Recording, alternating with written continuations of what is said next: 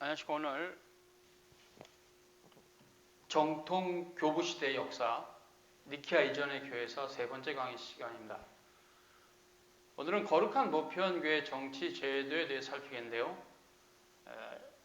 첫 번째 주제는 장로 정치 제도의 변천, 두 번째는 노예 제도, 세 번째는 교회 권징에 대해 살펴보겠습니다. 주 1세기 사도들 중심의 교회 정치 제도는 예수께서 명하신 것이고 사도들이 세운 장로의 질서로 나아갑니다. 사도들이 세운 장로 정치 제도는 각 지역이 노예가 돼서 그 지역, 에베소는 에베소, 로마는 로마, 갈라디아, 서머나, 필라델피아, 두아디라, 골로새, 데살로니가 마찬가지입니다. 어디든지 그 지역, 그 성읍, 폴리스죠. 그 지역이 노예가 되고 그 노예를 중심으로 교회를 세우는 형태였어요. 이것은 주 2세기에도 지속됩니다. 그래서 서머나의 폴리가, 리옹의 이레니우스, 로마의 클레멘스, 안디옥의 이그나티우스, 이런 말이 있는 이유가 거기 있어요. 알렉산드리아의 아타나시우스, 이런 말이 있는 이유가 바로 그런 거예요. 장로 정치 제도와 연결되어 있습니다. 즉, 그 감독들은 그 노회의 성직자죠. 알렉산드리아, 서머나 다 그쪽 지역의 성직자를 말하는 거죠. 그래서 이러한 장로회, 즉 한 지역의 교회들을 노회로 하고 그 지역 안에 있는 지교회들, 그것이 이제 가정을 중심으로 모였기 때문에 가정교회라 해도 그 형태들은 비슷비슷했어요.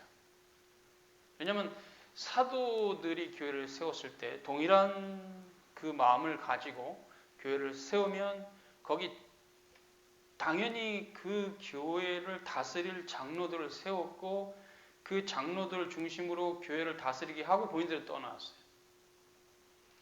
어떤 소시알도 그래서 다스리는 집단이 없이는 유지가 안 돼요.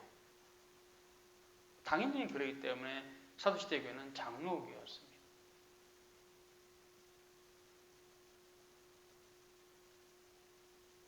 치료회를 중심으로 가는 장로교였어요. 다른 어떤 걸로도 그 이름이 대처될 수가 없어요. 감독교회도 아니고 회중교회는 더더욱 아니에요. 제도 자체를 거부하는 교회이기 때문에 그것은 더 위험한 형태죠.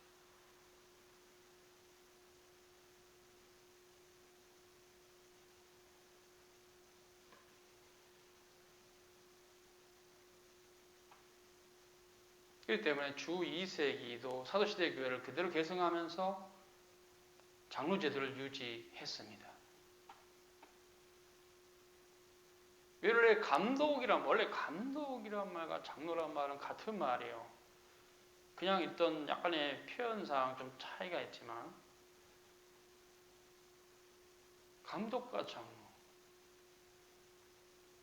그 치리에 소속된 자의 의미가 있어요.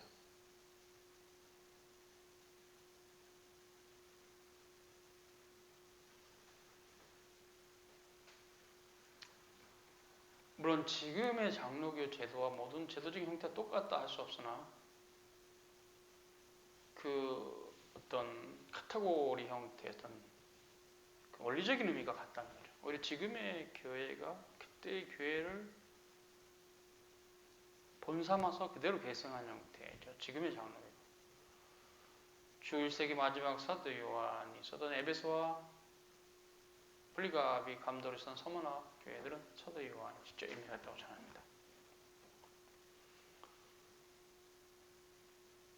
그러나 대부분의 노회들은 각 치리회가 자체적으로 세웠으며 치리회원의 추대를 통해서 세워진 형태입니다.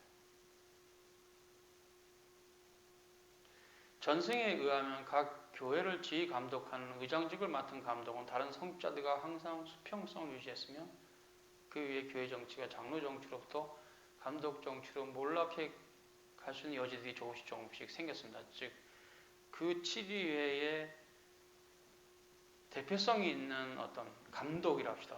그 성직자가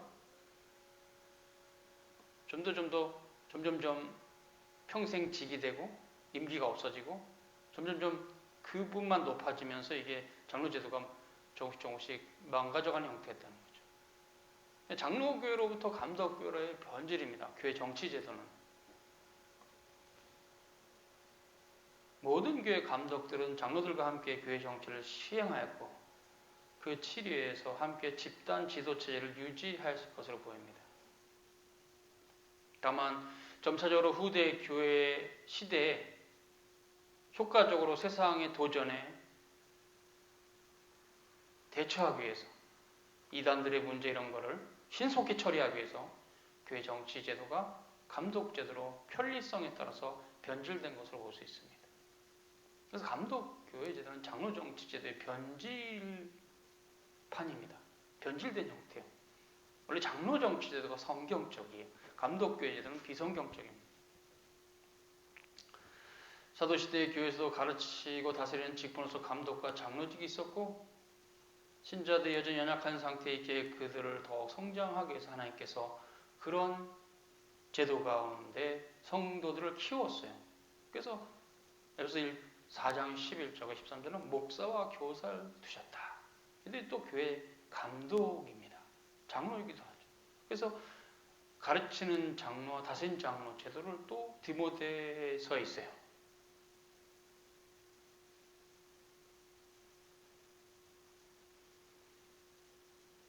이러한 제도는 지상교회가 완전하지 않기 때문에 하나님께서 세우신 겁니다. 예수님께서 세우신 겁니다. 거룩한 보편 교회의 성화에 있어서 매우 중요한 과정이며 이것은 영광의 나라에 임할 때, 영광의 나라가 임할 때 비로소 사라질 것입니다. 이러한 성직자 제도에 대해서 처음 이그나티우스가 강력하게 주장했고 그런 성직자들이 하나님께 신자들이 나아가는 일에 매우 중요한 역할을 수행한다. 성직자가 반드시 있어야 된다는 성직자 제도, 즉 장로 제도를 얘기한 거죠. 로마의 감독 클레멘스도 성직 제도의 정당성을 주장했습니다. 누구보다 교회 정치에 밝았던 시프리안도 성직자 제도의 필요성을 역설했어요. 그 성직자들의 모임이 장로들의 모임, 교회 장로들의 모임, 장로회죠. 감독회라고 누가 말할 수 있으나 성경 본문은 프레스비테리온, 즉 장로회라고 명확하게 명시되어 있어요. 그 다른 이름 굳이 쓸 필요가 없어요. 로마의 클레멘스는 고린도에 보낸 서신에서 감독의 청빙은 회중의 동의가 있어야 된다. 이렇게 말했습니다. 그래서 장로 정치입니다. 감독 정치는 회중의 동의가 필요 없어요.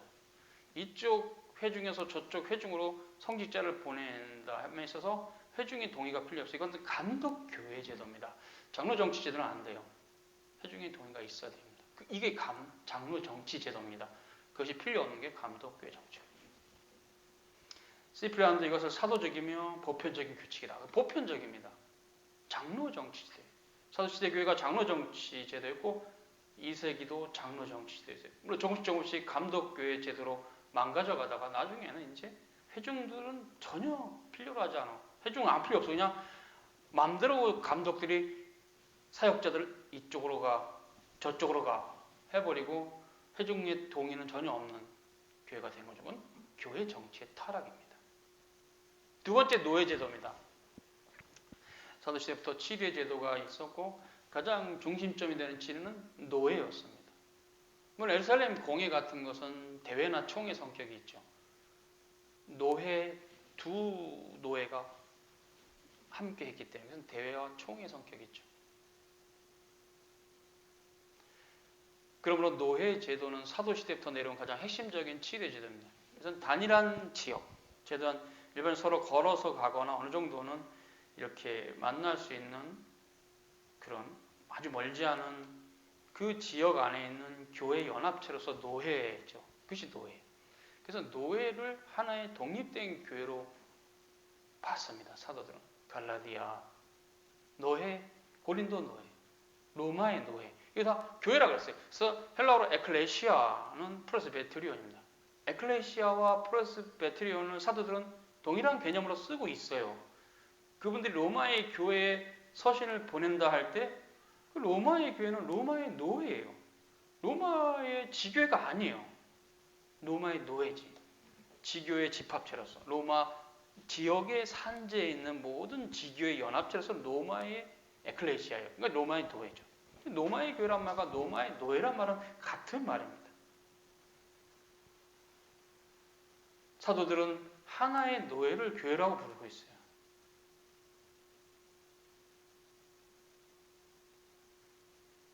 그러므로 사도시대부터 노예제도는 성직자들의 장립기간이기도 해요. 왜냐하면 그 노예제도에 성직자를 세웠어요. 그건 디모데 전서 4장 14절이죠. 노예에서 안수받을 때 예언으로 주어진 은사를 낭비하지 말라고 사도 바울이 믿음의 아들 디모데에게 말씀을 했어요. 그때 나온 겁니다. 프레스비테리온 장로회라고 나오고 있어요. 거기서 목사가 안수를 받는다. 이것이 성경적이다고 성경이 증거하고 있어요. 그래서 이것은 성경으로부터 온 말이에요. 프레스비테리온 장로회란 말은 프레스비테로스 이게 장로란 뜻입니다. 장로들의 모임이 프레스비테리온. 장로회란 거룩한 보편 교회의 치리기관으로서 있었던 목사를 세우고 또 그 목사들을 통해서 교회를 다스리는 이런 형태였어요. 매우 성경적입니다. 그러므로 디모데후서 2장 2절에서도 사도 바울이 이렇게 말합니다. 또 내가 많은 증인 앞에서 내게 들은 바를 충성된 사람들에게 부탁하라. 저희가 또 다른 사람들을 가르칠 수 있으리라.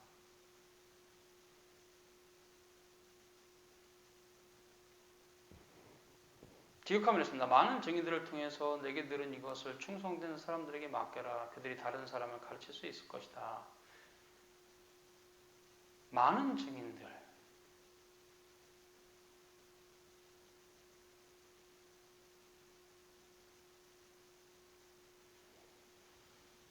폴론, 마르투론 이렇게 돼 있어요. 폴론이 많다는 뜻이고 마르투론이 증인들이라는 뜻인데 사도 바울은 디모데에게 내가 바로 디모데 너가 그들에게 내게 들은 바를 잘 가르쳐라 이런 말이죠. 바로 그들이 교회의 목사와 교사들입니다. 또 충성된 사람들 피스토이스, 안트로포이스 이것도 새로운 목회자를 말해요. 그래서 여기서 많은 증인들 앞에서 내게 들은 바를 충성된 사람들에게 부탁하라. 저희가 또 다른 사람들을 가르치라. 이것은 그냥 사적으로 그냥 교회 앞에 그냥 헌신적인 사람 하라는 게 아니라 그 의미는 그런 의미를 담고 있지만 더 근본적인 의미는 결국 교회를 다스릴 목사와 교사를 세워라. 세운다는 게 물론 당연히 치리애가 세우지만 그것을 행할 만한 어떤 신학적 지식이나 하나님의 말씀을 가르친 능력을 배양하는 일, 그걸 디모데 너가 해라. 이거 디모데후서 2장 2절입니다. 그러므로 디모데후서 2장 2절은 거룩한 보편교회 치리로서 노예제도 아래서 세워지는 성적 교육 방식에 대한 사도 바울의 당부의 말씀입니다. 세 번째, 사도시대 노예제도는 거룩한 보편교회 교류적인 분쟁과 행정을 담당했습니다. 사도행전 15장 6절에 보면 사도와 장로들이 이 일을 의논하러 모였다 이렇게 돼 있어요. 교리적 논쟁, 거룩한 보편 교회 안의 교리적 논쟁은 치료회가 있는데 많은 부분은 장로회가 있어요. 장로회가 감당하기 버거운 것을 대회나 총회가 하는 것이죠. 최소한 두 개 노예 이상이 모이면 시노드나 제너럴 어셈블이 됩니다. 그때 이제 결국은 예루살렘 공회가 그래서 대회나 총회 성격이 있다는 것이죠.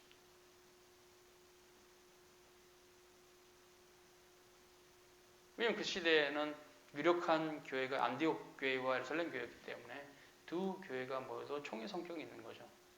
유력한 교회가 거기밖에 없으니까 그런 형태였지만 엄밀하게 말하면 이제 대회죠. 두 노예 이상이 모였으니까.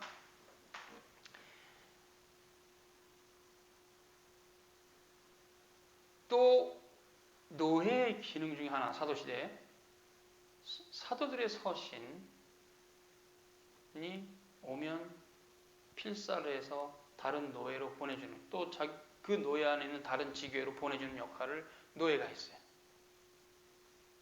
사도 바울은 골로새 4장 16절에 골로새 교회에게 서신을 보내면서 그 서신을 읽고 나서 라오디아 교회에게도 보내고, 혹시 라오디아에서 오는 서신이 있으면 또 읽어라 받아서, 그래서 서신들을 계속 퍼뜨려라 이렇게 필사하라는 말을 하고 있는 거죠. 대놓고 하는 겁니다. 필사하라고. 그래서 신약 성경에 필사본이 되게 많아졌다고 볼 수 있어요.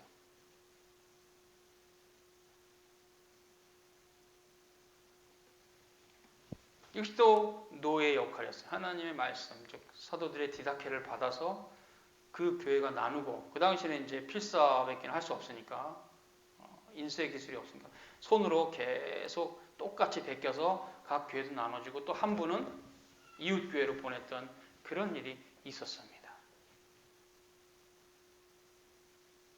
세 번째는 이제 교회 권징에 대한 부분인데요. 고대 교회 시대에는 권징이 매우 엄격했습니다. 무엇보다 니케아 이전의 시대는 더더욱 그랬어요. 그럴 수뿐이 없는 것이 로마 제국의 핍박이 있었고 유대교의 핍박도 있었고 여러 가지로 합법적으로 종교생활하기 어려운 상황 가운데서 그 핍박을 이겨내는 방식은 들어오는 신자 자체가 상당히 모든 것이 준비되어 있는, 우리 주님을 위해서 어떠한 고난도 각오하는 이런 자세가 되어 있는 사람을 받았기 때문에 권징이 상당히 엄격했어요.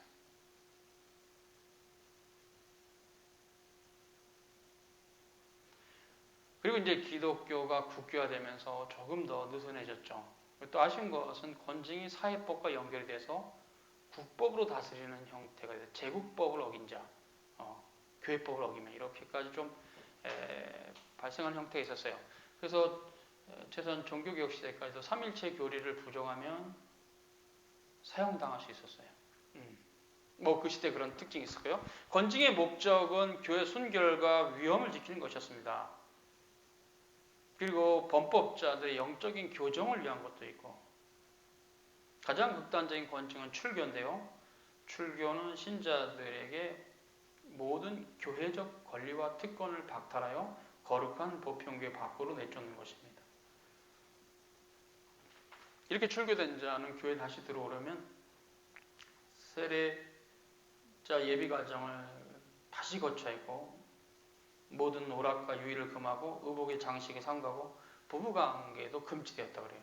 출교됐다가 다시 복구되려면 끊임없는 자백과 기도와 금식과 고행을 감내해야 됐다. 근데 이제 중세시대는 더 많이 출교가 이 사회적인 관계에도 영향이 있기 때문에 아무리 심한 고행도 순순히 받아들였다고 전하고 있습니다. 오늘 중세시대는 좀 독특한 면이 있죠. 그러니까 교회 영역과 사회 영역이 같이 혼합돼 버리는 아쉬운 부분이 있어요. 종교개혁은 그것을 분리시켰습니다. 교회에 대한 것은 교회에 대한 걸로 끝내라. 이걸 왜 세상 법정에서 공권력으로 다스리느냐 이렇게 해서 권징은 교회적인 것으로 에클레시아스티컬, 그래서 교회적인 것으로 돌리고 세상 사회법과는 좀 구분을 시켰습니다. 오늘 여기까지. 수고하셨습니다.